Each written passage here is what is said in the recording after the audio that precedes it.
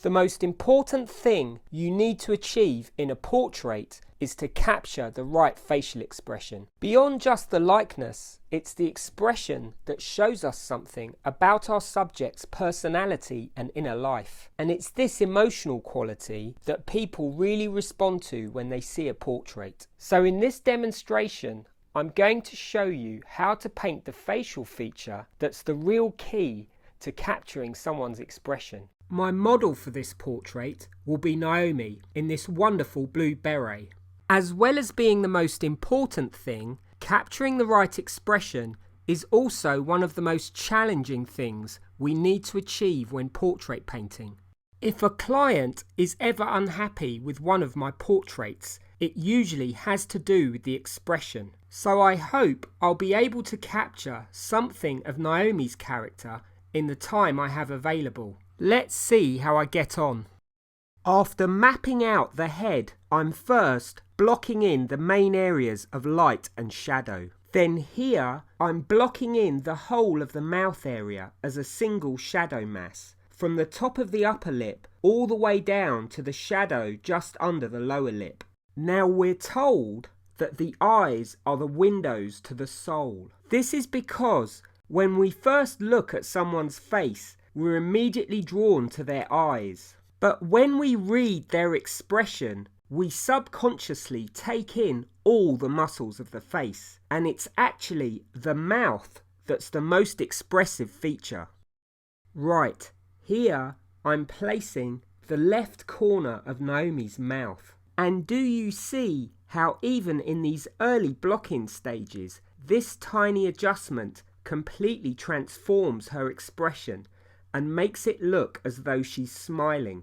So it's the mouth, particularly the corners of the mouth, that hold the real key to unlocking the expression. So this is essentially a video on how to paint the mouth. But because they are so important for the expression, I can't make a video on painting mouths without talking about what is really the essence of any portrait, the facial expression. The reason they're so difficult to achieve is that when you're working from life, the expression will be constantly changing. So how do you capture this moving target? Well, keep watching to find out.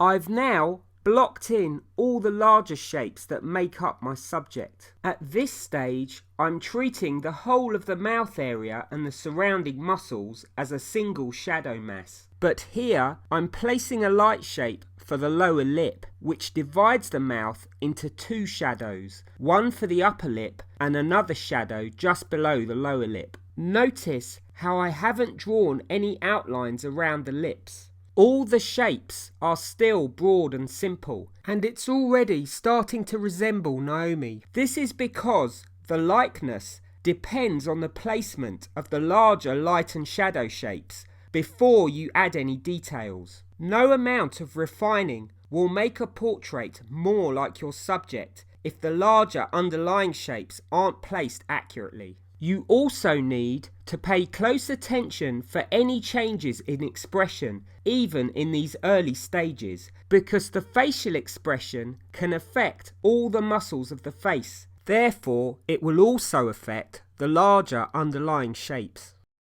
Here once again, I'm adjusting the left corner of Naomi's mouth. I'm trying to catch a half smile that keeps appearing while we're talking. In order to capture an expression that will hopefully be more characteristic of your sitter, you need to keep them engaged by talking to them. If you don't, they will end up looking bored and they may even fall asleep. For this reason, a portrait commission, when you're working with someone one-to-one, can take a lot longer than painting a model in an art class who just sits still. That's assuming, of course, that you're working from life. Now, the thing that separates this channel from most of the other artists on YouTube is that all of my demos are painted from life. I usually finish them in a single session without talking to the model. But for this portrait, because I wanted to focus on Naomi's expression, it was painted over 2 days. I worked at a much slower pace and I spoke to her throughout, all the while paying close attention for any changes in expression. I've actually painted Naomi before in one of my previous demos. For that one, she sat still and I finished it in a few hours. I'll put a link to it in the description, and I'd be interested to know how you think the expression in that portrait compares with this one. I'm now starting to refine the left corner of the mouth. You will find small shadows in the corners of the mouth where the surrounding flesh tucks back into them. The edges of these shadows will be soft and they appear cooler in colour. When you're working from life, the corners of the mouth are the most challenging areas to paint as they're constantly moving. But you need to pay particularly close attention to them because the slightest adjustment of even a millimetre can completely transform the expression. Here, I'm using a warm dark colour to define the edge in between Naomi's lips. This moves down in a V shape towards the middle of her mouth. The direction of this line will vary for each individual, but the main thing you need to remember is that the edge between the upper and lower lips is not always visible. So don't draw a line in between the lips. Instead, look for one or two accents where you can see the edge. I'm now making the lower lip larger as I reckon Naomi's mouth needs to be a little fuller. Here, I'm softening the edge of the upper lip. I'm then placing a small light shape just below the left corner of the mouth. You will usually find these small highlights below the shadows in the corners of the mouth. Next, I'm softening the edge of the lower lip. The warm colour of the lower lip fades into the cooler colour of the flesh as it moves towards the corner of the mouth. The most common mistake beginners always make is to leave hard edges around the outsides of the mouth. If you leave outlines around the lips, they will look cut out and drawn like an illustration. You need to remember that most of the edges around the mouth will be soft and there will only be one or two accents. Here, I'm placing one of these accents along the edge of the upper lip, and here I'm placing a small highlight in the medial cleft, which is the small indentation just above the middle of the upper lip. The medial cleft is a really important landmark. It lines up directly underneath the bridge of the nose, so you can use it to make sure the centre of the mouth is aligned correctly. It can be helpful to establish the medial cleft before you work on the rest of the mouth. But for this portrait, because I wanted to capture the half smile, I immediately started with the corner of the mouth.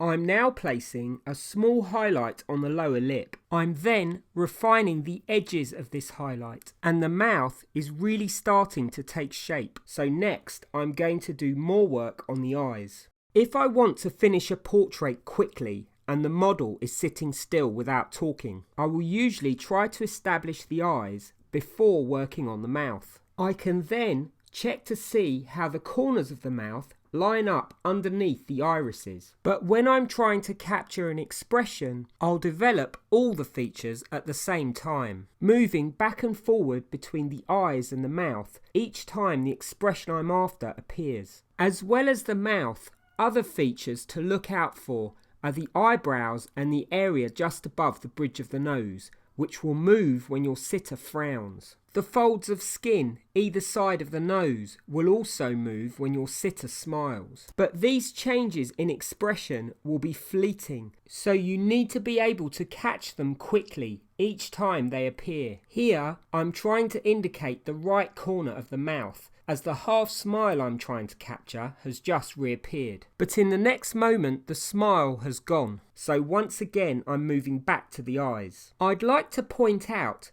that when I decided to try and capture this smile, I wasn't consciously thinking about Naomi's personality. I find that if I make a judgment like a person is cheerful, it gets in the way of me being able to capture their expression. We often assume that in order to be able to capture someone's character in a portrait, the artist must have some sort of psychological insight into their subject. But the ability to interpret facial expressions is something all human beings need to do. What separates a successful portrait painter is the ability to quickly record facial expressions as and when they appear. And that skill relies primarily on objective decision making rather than anything subjective. So as far as I'm concerned, I chose this smile simply because it was an expression that keeps reappearing. And all I'm consciously thinking about while I'm painting is shapes, values and colours.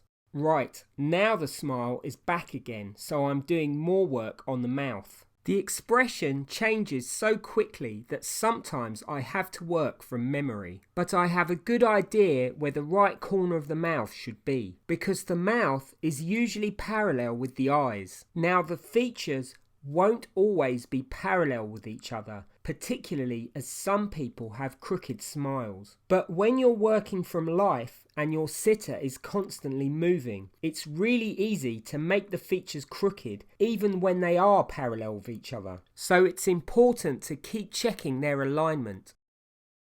Once again, the expression has changed, so I'm moving away from the mouth until the next time the smile appears. While I'm painting, I may be conscious of making objective decisions about shapes and colours and so on, but that doesn't mean that there isn't anything subjective going on. There may be a subconscious reason I'm drawn to this smile, and another artist might have chosen a completely different expression. This subjectivity is the reason I love portraiture and why it's arguably one of the highest art forms, because it represents one human being reacting to another human being, which is something that plays such an integral part in all our lives.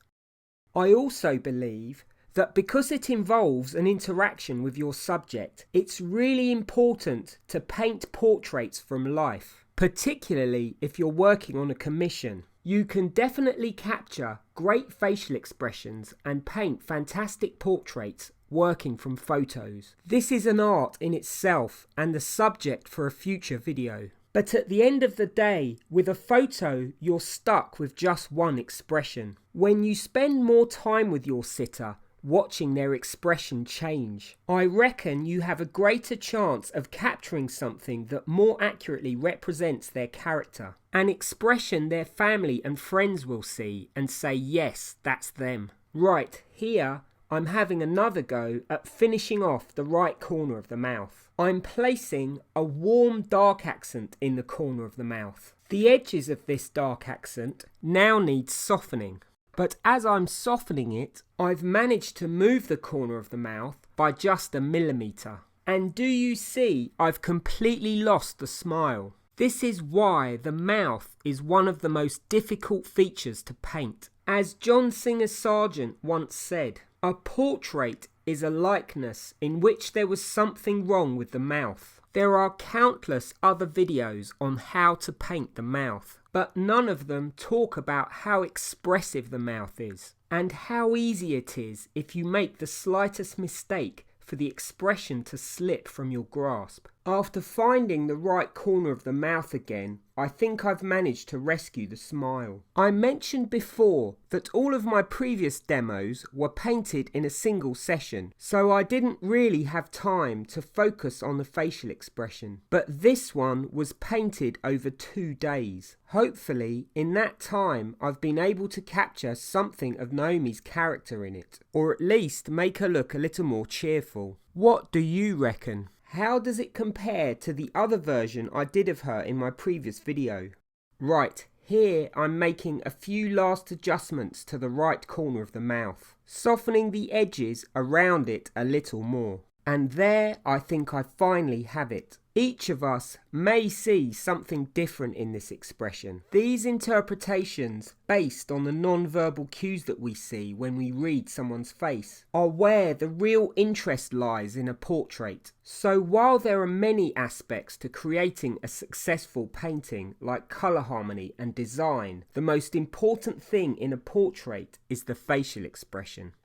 So I hope that was helpful. Unfortunately, because this painting took over 10 hours, there isn't a long version available. But if you want to see more portraits filmed in real time, check out my Alla Prima portrait painting course. There's a link in the description. Anyway, until next time, thank you for watching and good luck with your painting.